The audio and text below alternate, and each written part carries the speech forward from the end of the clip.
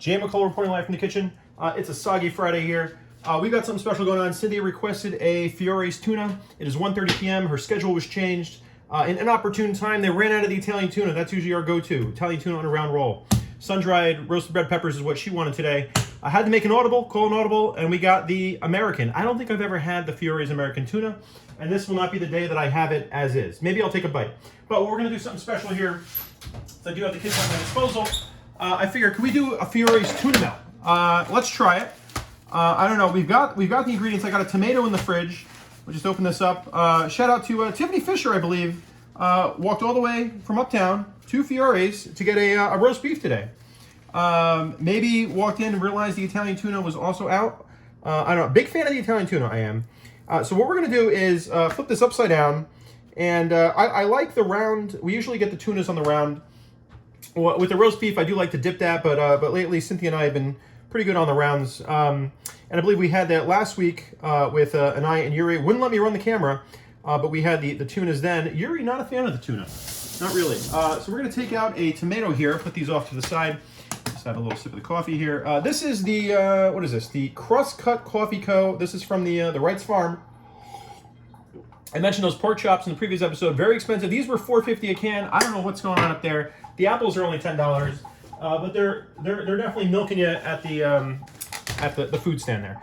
Okay, so we got that. Pardon me for refrigerating a tomato. I know that's a faux pas, but this was cut into this yesterday. You can't leave the tomato out. So we're gonna do two slices here. Maybe we'll do some thin slices. I like to have a tomato on my, what do you call it? What is this called? A tuna melt. It's a tuna melt. We're going to do tomatoes under the cheese, kind of like how Torna does it with their pizza. This is not at all like Torna does it. We are not, well, we do have the hot peppers, I guess, but there is no sauce here. All right, so we're going tomatoes under the cheese here, and let's do another slice. Let's load it up, and we'll cut this slice in half, throw this back in there.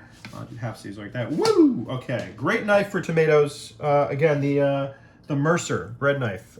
Just doing double duty here. Where's the cheese? Just slip that under there. It's gonna fall out. That's fine. We want to hit this with some salt. Yeah, I think why not? You know, because so we got the Diamond Crystal Kosher salt. That's fine here. I just like to leave a little guy in here. Hit that right on top.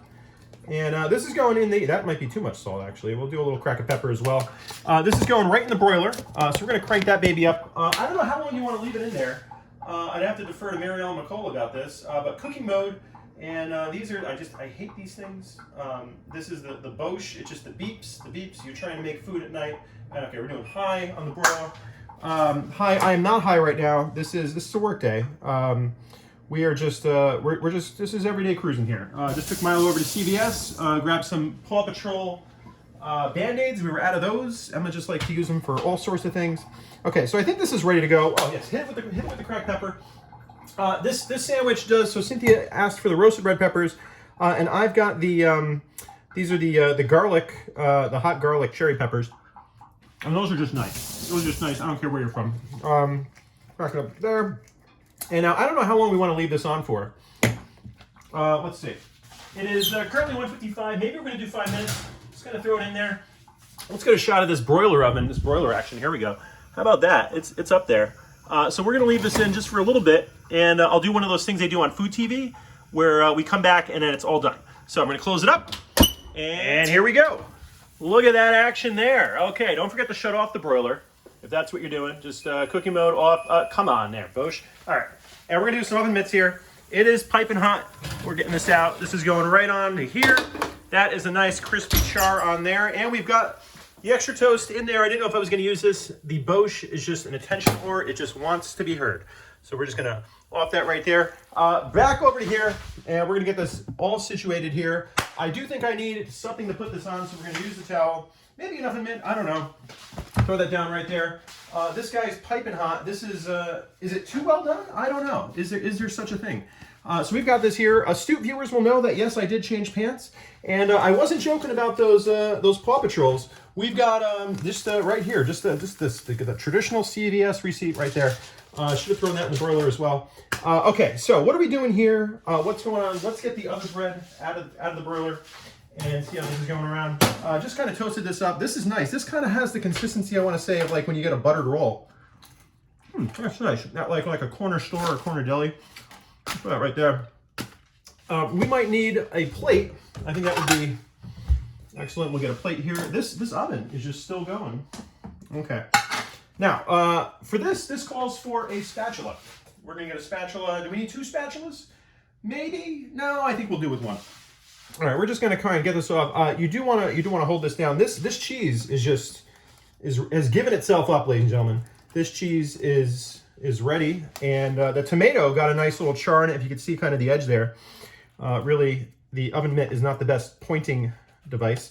Okay, we're gonna throw this on. Oh, look at that. Look at that. This is, now if Fiore's was putting this out, I was watching, so we made the Do Good Donuts on a Taylor mac and cheese, and I was looking through the Do Good Donuts Instagram feed, because Emily was making these at some point, and there's a little device that cooks these, really far superior than whatever I was doing in the oven here.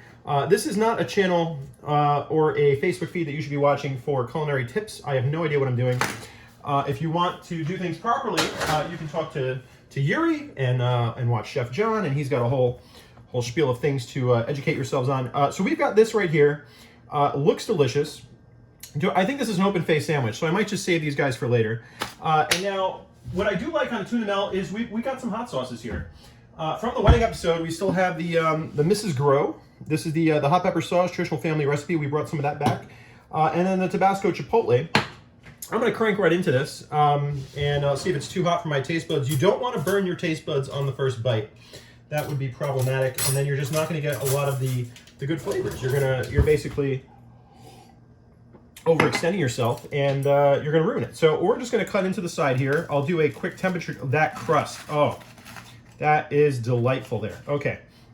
So first I'm going to go Sans hot sauce here and just try and get all the elements into one. Let's see if we can get this kind of reassemble it. This is a messy sandwich. This is, I mean, the Fiore sandwich is already shout out to the people that eat these things like on the go. I've seen a family eating them in the back of their car, double parked, of course, on Adam Street. And I mean, they give you some paper towels, but you know that's not nearly enough. Oh,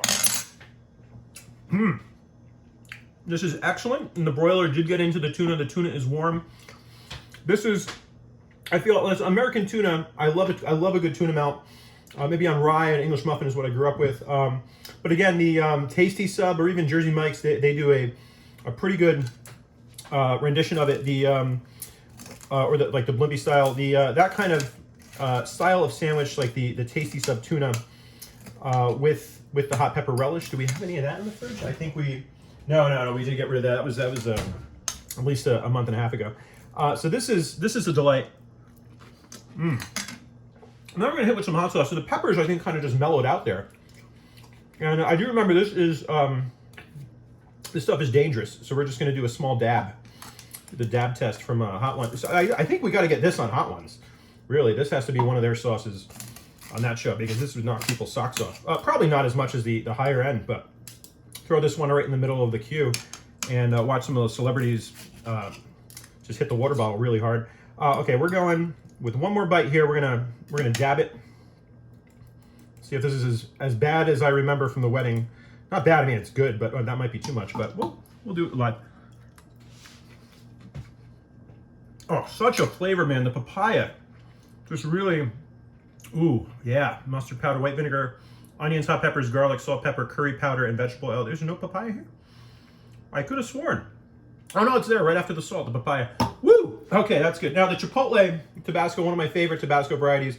We've got a few here though. I did get the Scorpion is quite stupid. And we've got the regular Tabasco here. These are more curiosities. The Scorpion. I don't think that really doesn't have a good flavor on its own. They do try and put some fruit in there, but it's not coming anywhere close to what you're getting from the Mrs. Grow. And let's do one spot of Chipotle. Let's see how this compares.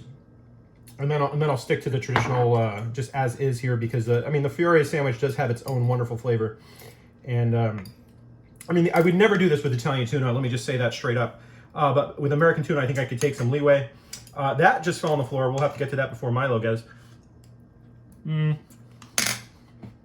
the Chipotle again, very nice. And this has such a good flavor. The smokiness of it. This, I think if I was doing another tuna melt without all these accompaniments, I would just liberally put some of the Tabasco Chipotle on. But there it is. This is the Fiore's tuna melt. Only available on Fridays when they run out of the Italian tuna. Make it yourself. Get the round. This definitely would not work if we had the long rolls. And I believe they're getting those from Antique Bakery now. I used to get those from Dom's. And we've got some good charring here. So Jmikola reporting live from the kitchen. Broiler's off. Oven stopped beeping. I think I'm safe. Gonna round it up with some coffee. Finish this up and have a good lunch. And take care, everybody. Have a great weekend. Bye-bye.